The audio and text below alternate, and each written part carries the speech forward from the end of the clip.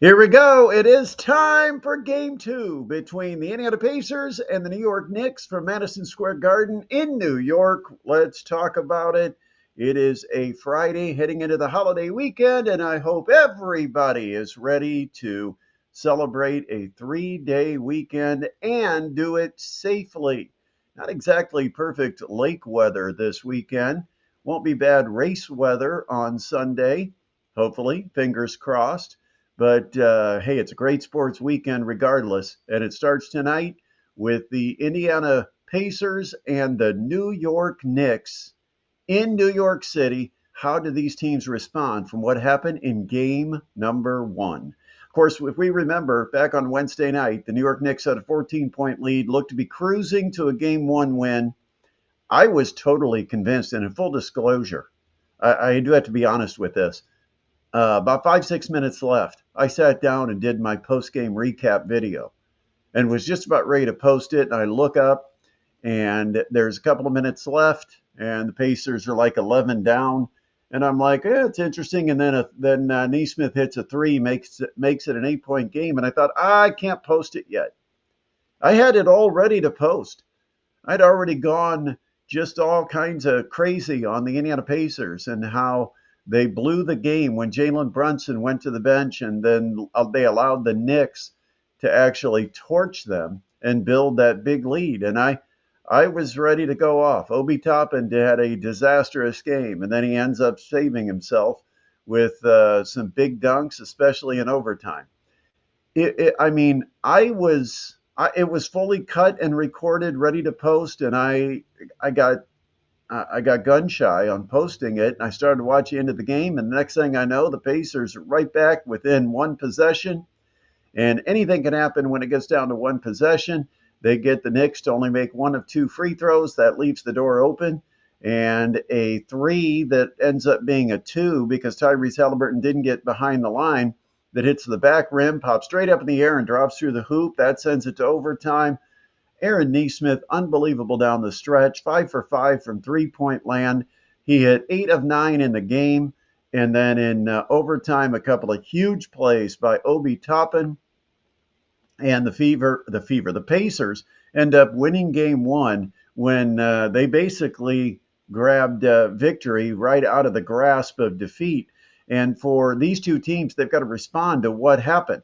Now, for the Pacers, they could be all happy and pleased with themselves. They got the one win they needed in New York, but they've got the opportunity to win two. And if they win two, this series is virtually over. I mean, the New York Knicks, do you expect them to win 4 out of 5 when 3 of the 5 are in Indiana? I don't. I don't think they can do that. Now, if they win game two, I think the Knicks are right back in this series. But tonight is a huge game, and I don't know if the Pacers are going to be ready for it. I honestly don't. I think the New York Knicks are going to come out with an intensity that the Pacers have not seen before. I think they're going to face defense like New York has not played against Indiana this year, because New York now realizes they're not going to be able to win an up and down game that gets into the 120s. And that's what the Pacers ultimately want. They want a game that is fast paced, that is up and down. And you score, we score. You score, we score. We'll come up with a stop occasionally. You might be able to come up with a stop occasionally. But at the pace of the game going that way, eventually we're going to wear you down and we're going to be the ones that survive at the end. And that's what the Pacers do. But for the New York Knicks, that's not the way they win games. They win games by trying to suffocate you defensively on your offensive end, and then patience and deliberate activity at the offensive end. Jalen Brunson was unbelievable one-on-one. The Pacers could not stop him in game one. Do the Pacers adjust? Do they send more double teams at Brunson, try to get the ball out of his hand, try to force other guys to beat them? 43 from Brunson, 35 from Karl Anthony Towns at game one. And I don't think the Pacers can win 2 games in New York if that happens again. But we'll see. Game 2 comes up tonight in New York City. Also, last night, history was made in Atlanta as the Indiana Fever took on the Atlanta Dream, and Caitlin Clark did not have a single 3-point shot. Didn't make a three-pointer. 0 for 5. And for those of you that might wonder when the last time that happened, it wasn't last year. In fact, it wasn't 2 years ago when she was a senior at Iowa. No, she went every game in her senior year at Iowa, hitting at least 1 3, and she went every game as a rookie in the WNBA, making at least 1 3. Oh, it must have been her junior year. No, she made a three-pointer in every game her junior year. Maybe it was her sophomore year. Well, as a matter of fact, it was her sophomore year. So it has been 140 games that Caitlin Clark has made at least 1 3, and that streak was broken last night, but somehow the Fever still won the game.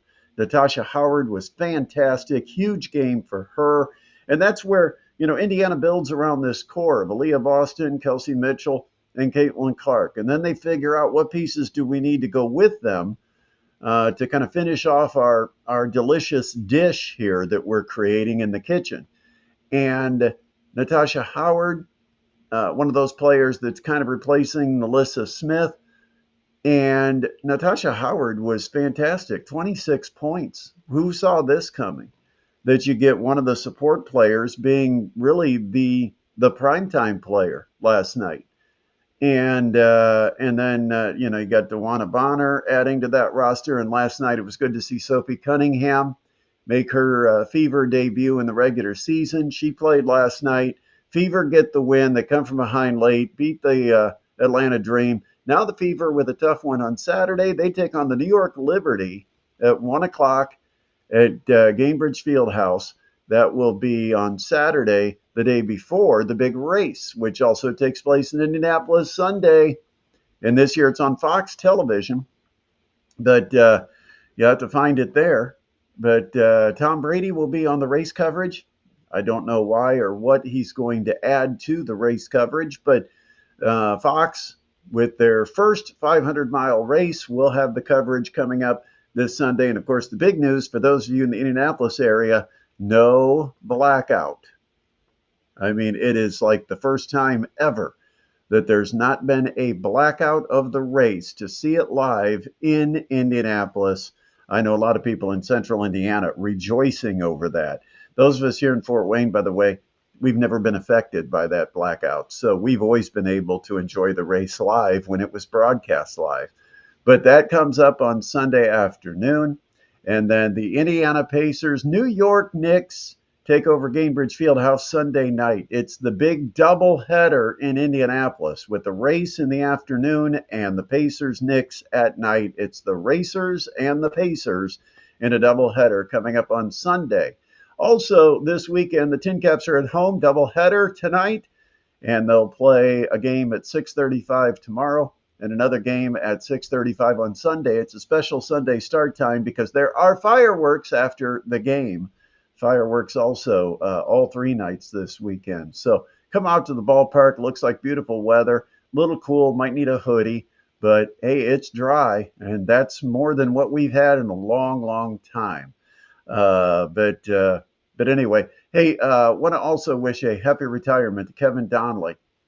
The longtime St. Francis coach announced that he is stepping away. It's time to retire.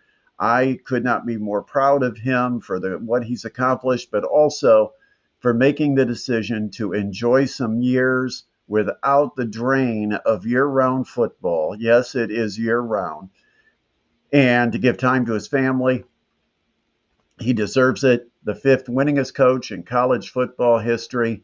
It's a good time for him to step away and enjoy life without the daily grind. But, Coach, you have done so much for the Fort Wayne community and community pride with what you've done with that St. Francis program, taking over, making it a program. I mean, there was no program when Coach Donnelly was hired. He turned it into a national power. He won national championships.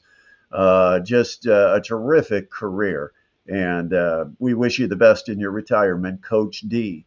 Also, the sad news today is at Purdue Fort Wayne, they have lost baseball and softball. I am devastated. I am heartbroken. This is a very sad day for sports at Purdue Fort Wayne.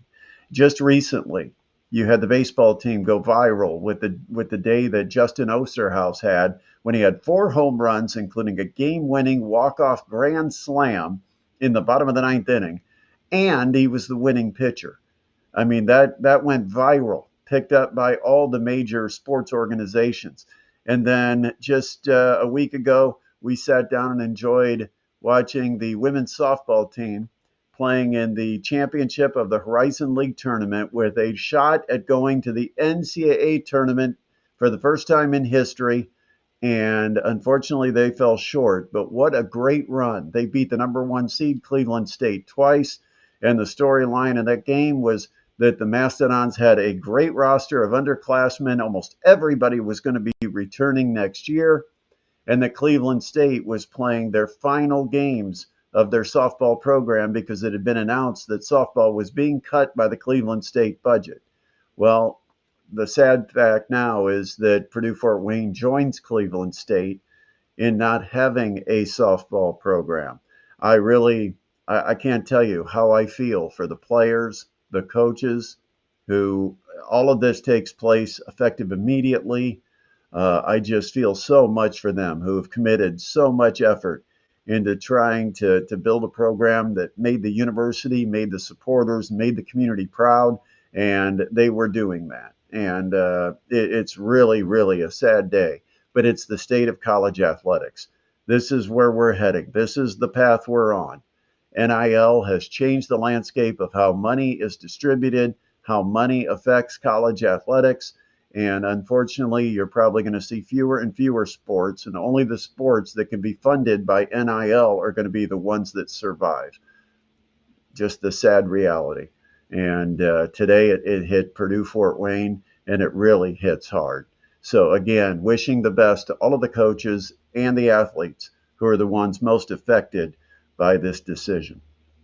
All right, high school baseball tomorrow. It's the Leo Lions hosting the Huntington North Vikings. We've got coverage at 1380 The Fan and 100.9 FM starting at 10 a.m. It is a conference battle between the Lions and the Vikings, and we'll be there for it in Leo. Hope you do tune in. Hope you also have a great sports weekend, great holiday. Be safe, but enjoy it. And we'll look forward to talking to you tomorrow with our regular weekly show. And fingers crossed, we'll be able to go live tomorrow.